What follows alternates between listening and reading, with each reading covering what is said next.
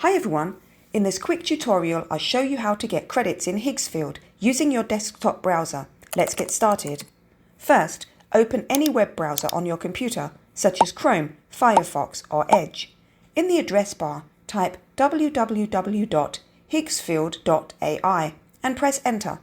Once the website loads, click the sign in button located at the top right corner of the screen.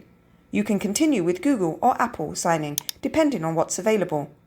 After signing in, look at the top menu or open your profile drop-down. Click on Credits or Top Up, depending on the latest interface. You'll see various credit bundles available for purchase. Select the one that suits your needs by clicking on it.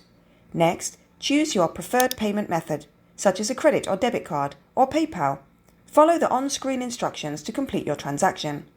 Once your payment is successful, the credits will be added to your account instantly. You can now start using them to generate images or access other features within Higgsfield. And that's how you can get credits in Higgsfield using your desktop browser.